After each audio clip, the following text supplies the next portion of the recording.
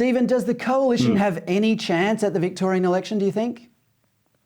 I don't think so. I can't see a jurisdiction where the coalition has any chance at any nearby election. It's just absolutely.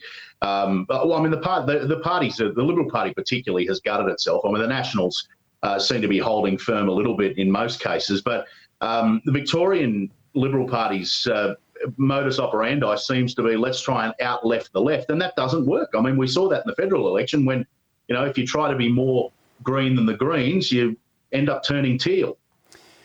Yeah, well, the same thing seems to be happening in New South Wales. What's your opinion of the new Deputy Leader, Matt Keane?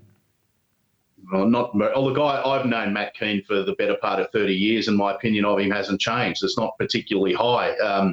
He's certainly risen way above his own level of mediocrity, and so I guess we've got to give him credit for that. But look, the problem in New South Wales is that the factional infighting within the New South Wales Liberal Party has been rife for years, but unfortunately the narrative around how those factions operate is false. It's not a proper reflection of what's actually happening. And whereas you used to have two groups of people that had opposing ideologies but sort of met in the middle on economic issues, you now have this group that kind of sits between them that believes in nothing, and unfortunately they're the ones controlling the show at the moment.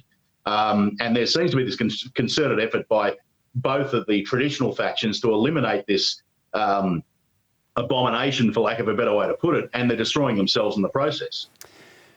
Political parties have traditionally been places where people of like mind get together and actually enjoyed each other's company. But these days they seem to be magnets for people who just want to impose their views on others. Have you noticed that change in politics too? No, I've got to say, I don't necessarily think that's true, particularly of the Liberal Party in New South Wales, because I have a fair bit of experience with that. I think if you look at the rank and file membership, the people that join the Liberal Party because they have those shared values, they still exist. It's the apparatchiks and those that can pull the strings. It's the factional operatives, which are no doubt the minority, seem to drive the agenda, unfortunately. That's the problem. So your rank and file Liberal Party member is a centre-right conservative.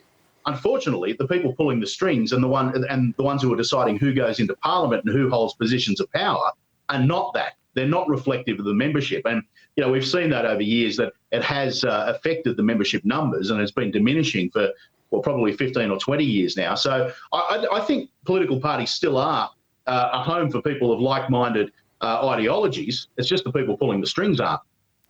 Well, pretty soon the only Liberal government in Australia could be the Tasmanian one. But on the bright side, most of the existing or incoming Labor governments are probably going to crash and burn when their green policies start to cost jobs and prosperity in middle Australia. So, Stephen, should we despair for the country, or should we just break out the popcorn and enjoy the show? Look, I don't despair because I think I have an inherent faith in human nature. Maybe I'm misguided, but I think we are going to go through some tough times, and we should lament that. But I think, there's going to be a bit of interesting viewing, and the popcorn bowl should come out, no doubt about that.